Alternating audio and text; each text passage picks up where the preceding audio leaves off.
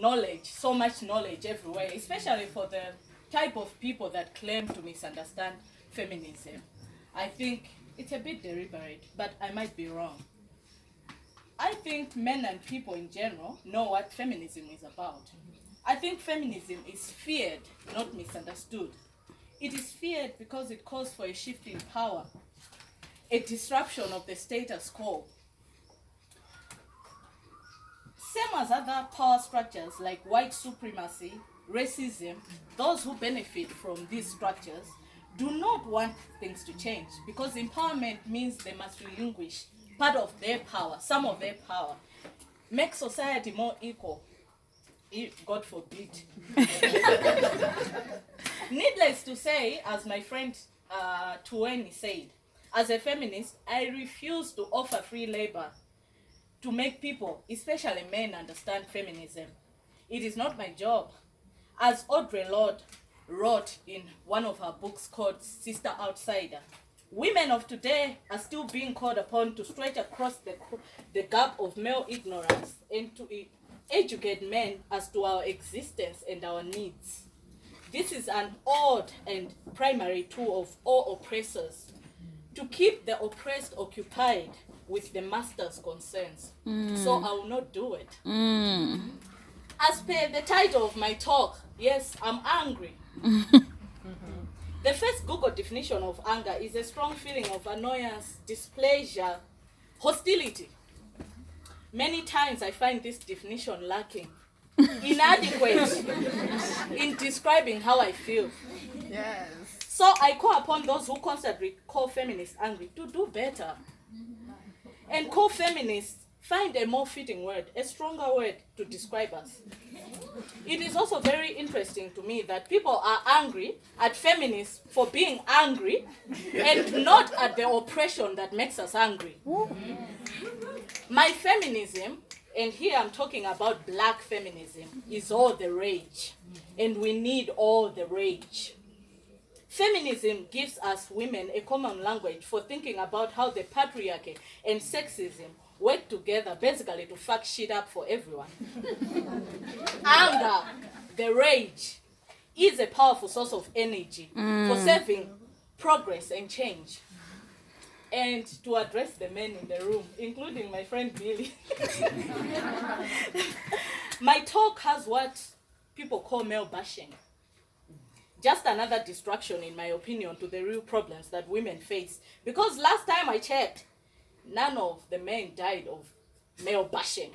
And yet it seems like this is the biggest and the most grievous sin that feminists have committed against men, not liking them. So this is a trigger warning for men. Today I thought I would perform a bit of charity because everything that I'm going to talk about and all examples that I'm going to give are things that we see, that you can find in books, that you can find on the internet.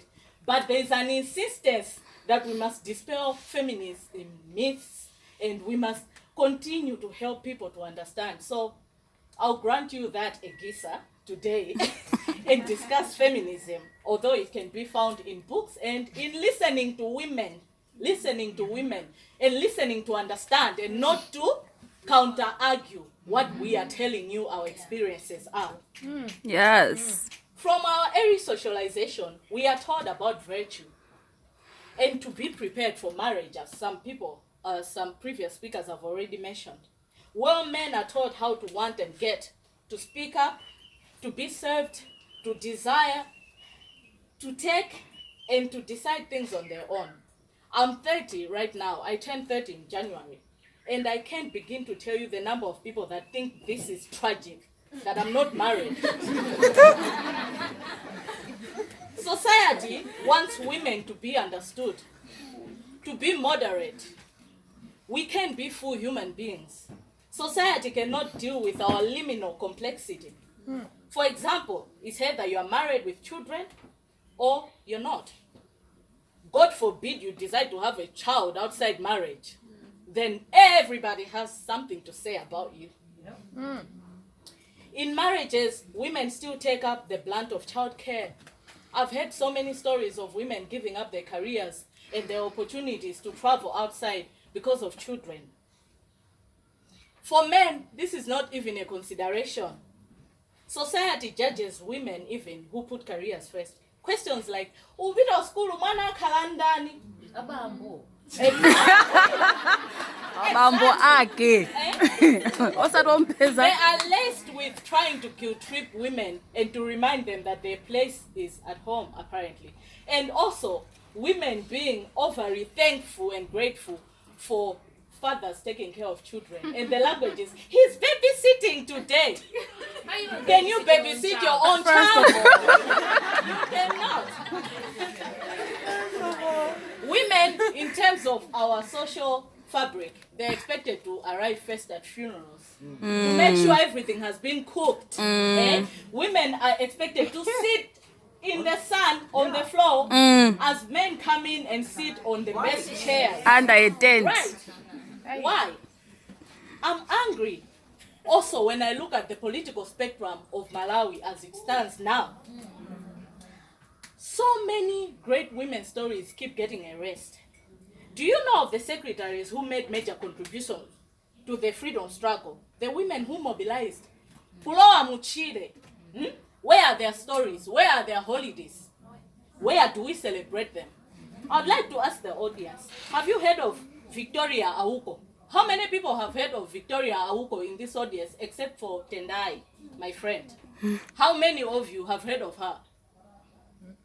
No one. Okay, let me tell you her story. When the Catholic bishops wrote the pastoral letter in 1992, she was just 16 years old, okay? She carried copies of the letter across country and distributed them to districts in the north. She hid the letters under her clothes, risking her life as she crossed different roadblocks that were mounted for people like her. She used her petite size to her advantage, and so she dodged most of the searching, or she got away with just light searching. But you don't know about her, do you? If it was a man, we would have a statue, I'm sure. And there are so many other women that contributed to our liberation struggle and to the fight against the one-party regime. Where are their stories? Do we celebrate any woman's holiday in Malawi? No. No, we do not. And I'll touch a bit on what has already been mentioned. I think Beatrice mentioned it, about how when a man fails, we judge them individually. And if you ask for my opinion, all the presidents that are men in Malawi have been trashed, basically. But we've judged them individually. Oh, Magidi, 10 years. Oh, he didn't do very well. But the next time we vote someone else, another man. Oh, yeah, he didn't do very well. I've never heard of us sending the male species to mass for them to learn their manners and do better. But when it comes to women, we put the burden on women. Joyce Banda, our first president, when she was voted out, the message was that she had failed, and so all women had failed. And may I please ask a question? According to Malawian politics standards, did she really fail? Who are we comparing her to? Did she? Yes.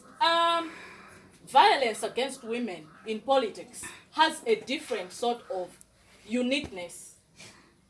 We've seen cases of violence in politics that have involved men as well. But in women, it involves using our bodies as weapons of war.